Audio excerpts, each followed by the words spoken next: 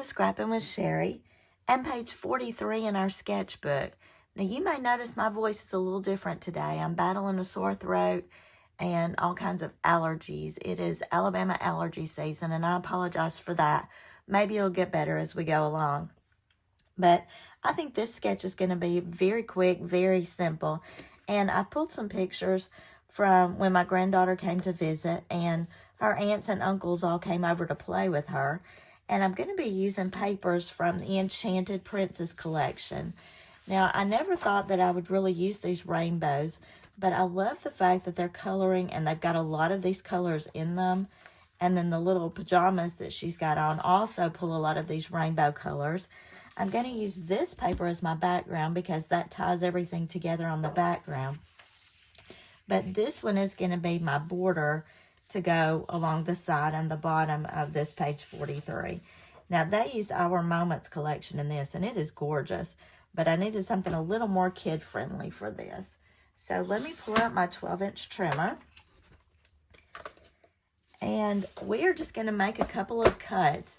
This cut is 2 by 10, a 10 by 2 here with a little square in the bottom. And I'm going to make this 2-inch cut.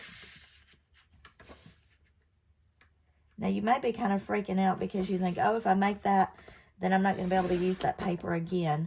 You are, because you'll flip this and do another 2-inch cut this way, and that takes care of it. Now, this is very directional paper, so I had to make sure that I've got the directions right. But that's all the cuts I need, and I still have this nice piece of paper left that I could use on a facing page later.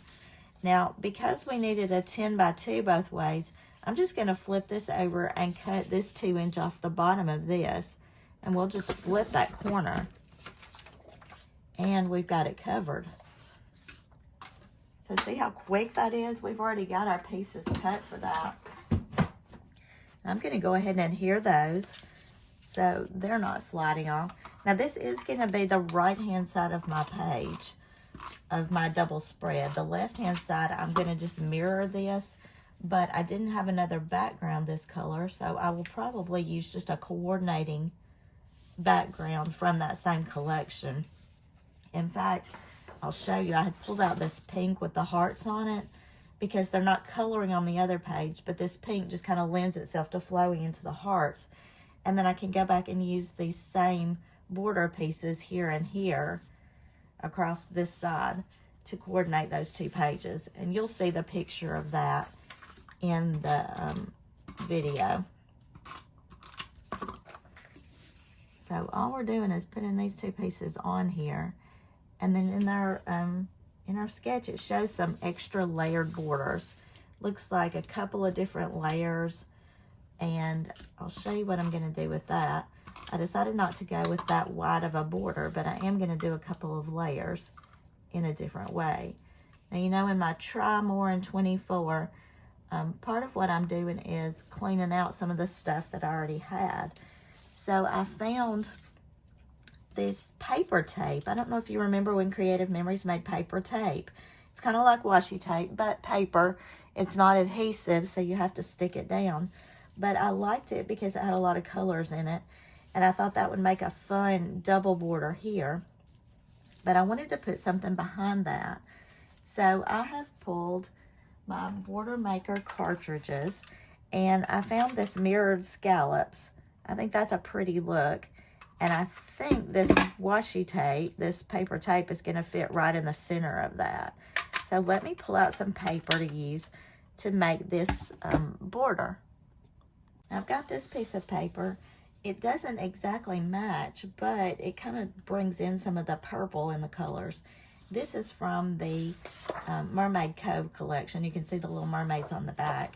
But I like it because it's a little bit deeper, but not a giant contrast. So let's put our paper in the paper housing for the Border Maker. We're going to slide that all the way over. And then we're just going to punch a couple of these.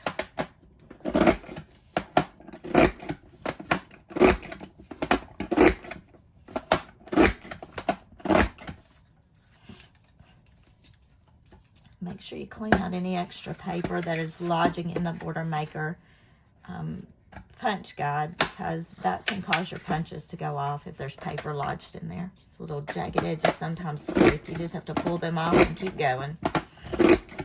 All right, so we've got our papers punched for our border. Let me make sure this is even going to show up against this. That would be pretty bad if it didn't show up. Yeah, I like that. That's not a real bold look. It's kind of a soft contrast, but that's pretty. We're going to use our repositionable tape for this. Now on this one, you could actually use your regular tape and just dot it down through the middle of that. But repositionable is a lot quicker on that. And you can see my bottom scallop kind of fades in right there, but that's okay. I like that the top scallop is showing up nicely against that. It's a good contrast color. And then we're going to put our ribbon on there. And that's just going to go right through the center of that. The ribbon is just a touch brighter than the colors in the border, but I do think it's okay. Any of you have any of this leftover paper ribbon? I showed an idea at my crop last weekend using it, and I went ahead and cut it into 12-inch strips, because if you've worked with this paper ribbon, it's on those rolls and it's hard to unroll it. So I cut it into the 12-inch strips. Let me show you what I did because it might be helpful to some of you. I was just having a hard time using it because it rolled up so much. Got just a little excess to cut off there. Obviously I didn't cut it very well in a 12-inch. Oh, isn't that pretty? If you've got paper ribbon like this and it's rolling up, you can slide it along the edge of your desk and it'll help straighten it out. And then I put it between my two 12-inch mats and just let it sit overnight. You can even run it along your fingers some, and it helps it curve back the other direction. It's kind of like that old curly ribbon. And straightening it out a little bit helps a lot. It gives you a pre-made border without having to do any work. And the paper tape colors were really, really cute. The patterns and designs were really cute. So let's look at our pictures. Now they've used 3 on this. That's what I'm going to use as well. But my orientation is going to be a little bit different because these are vertical, and I really like the look of those. This one is a horizontal, but I don't really need all the sky part in that. So I'm going to cut these down just a little so I can slide them down, and then use that one cut down just a little as well. Now to cut these down, I don't want to knock out her little toes here because they are just cute as can be. So I'm going to stack these 2 pictures because I want them the same size. And I'm going to slide that down right next to her little feet and cut that off. Now we could still cut a little here and even get a little off here. So this time I'm going to flip it this way and cut because I don't want to cut off his head, but I'm okay cutting off the bottom of the paper there.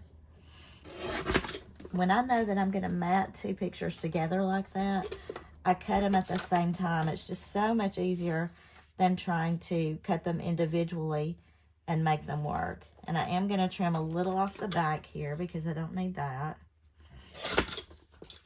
My goal in trimming is not to get these as small as possible. I want them to look like good pictures, but I do want a little bit of background to show here and there too. So I'm going to take some top off of this. And then even a little off the side here. And I can add that there. And then this would be a good place for some journaling on this side right here. Now I do feel like these need to be matted. And I have a little bit of extra of this, but you know, I'm going to need 2 borders to go on this. So let me see if I've got any more of that color paper. So I didn't have any more of this purple that I could use just because I need enough of that to make my border on the other side. But I've pulled this blue. This is the Creative Memories blue, and I think it's a good choice. With it being a solid, it really helps focus my pictures. So I'm just going to use that for my mats on this page. And then I can use the rest of it and another sheet probably for mats on my facing page. I think that gives a good color contrast. Let's pull back out our 12-inch trimmer.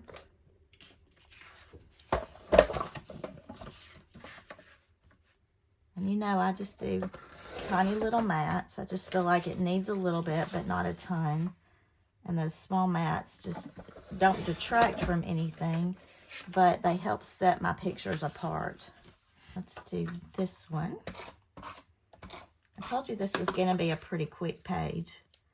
I think the part that took me the longest was finding the papers I wanted to use.